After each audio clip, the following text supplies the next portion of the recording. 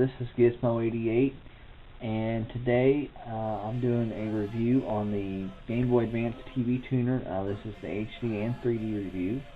This is kind of an updated version of my previous attempt. For some reason my attempt just didn't go so well. So anyway, this is the review. This is actually the TV tuner without the GBA or GBA-SP. And it will work also with the Game Boy Micro, which is a little bit harder to find, but just to take a quick look on the back, it has an antenna and it has a label, and notice it actually has a GBA game in there, and that's because it has to have a GBA game for it to actually work. However, though, it will not play the GBA games. Now if I flip it over, I bring it up here, you can kind of see the label a little bit. It says GBA TV tuner.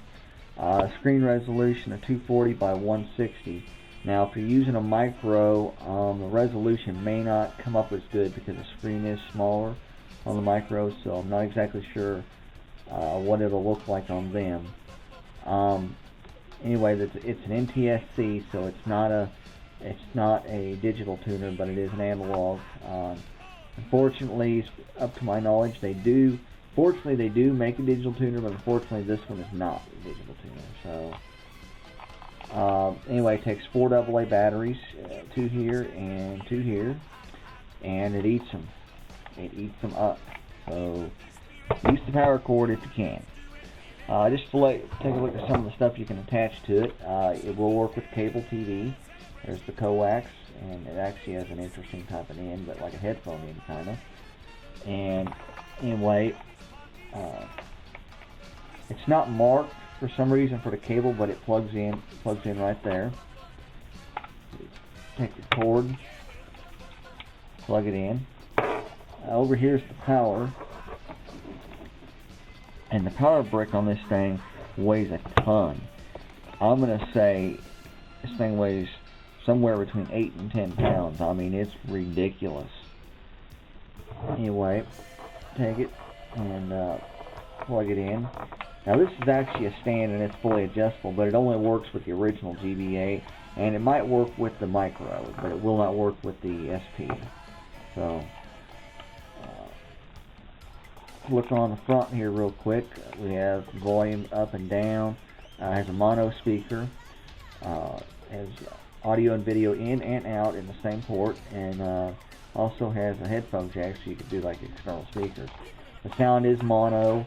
It does not play through the GBA sound, or through the GBA speaker, so it's kind of strange. But anyway, to put it on there, it uses a 4.5 DC 800 milliamp cable, so it uses quite a bit. This is actually the end for the cable. I actually got it hooked up here so I can demonstrate it. But plug it in like that, and it plugs in once again. In there, right there. So I'm gonna go ahead and open it up. Basically, when it's open, you kind of get a more ideal look. So, controls are pretty simple. I'm gonna get to that here right now.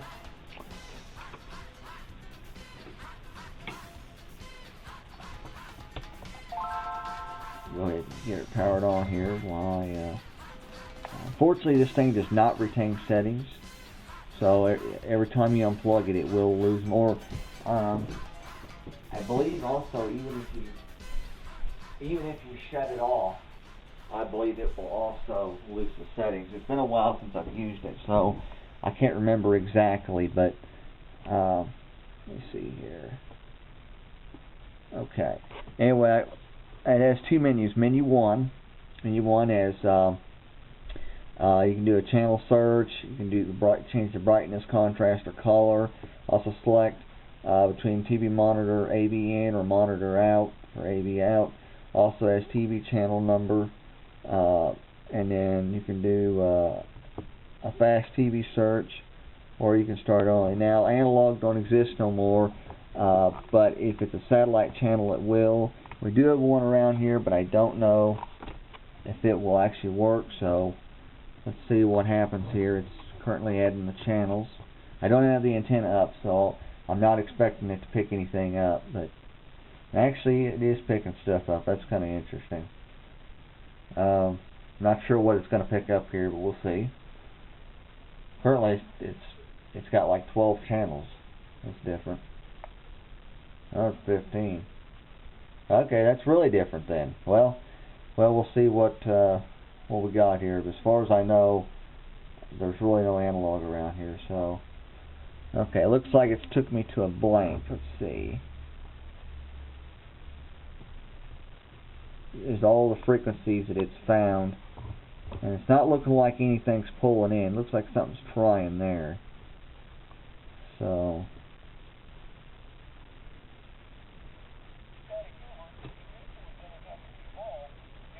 looks like it actually is pulling something in there. That's kind of different. I don't know what channel that is, but looks like that's about it. So anyway, I'm going to go ahead and switch it over to the mono so I can show you. Let's see, it's select A. Anyway, I went ahead and switched it to the AV so I could show you the picture and stuff. And it ain't too bad. Let me turn it down just a little there.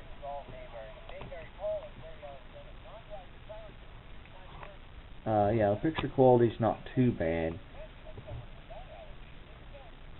but you know, it definitely ain't the best. After all, it is a smaller screen. It's very possible that on the micro it might even look better just because of the fact that you know, it can't handle as high a resolution, so it would sometimes display better on a smaller resolution, but because basically the resolution it displays at is up to that amount. This is basically the weather channel, but it does give off a pretty well like a bright, vivid picture. At the time, like I said, the analog is pretty much dead, and this is a analog. It's not a digital tuner, so you can still do a lot with it, but it is limited because of that. But anyway, this concludes the review for the TV tuner, and thanks for watching. Please subscribe, and I do like comments. I try to post on them, but unfortunately, I'm not able to get to every comment, so I post on all the ones I can post on. I try not to be selective or anything. I do really admire the comments. The other thing also I admire is when people vote on them or rate them. I do like them 5-star ratings, and I have seen some of my videos are 5-star rated, so I'm pretty happy with that. But anyway, thanks for watching, and tune in for more videos. Thank you.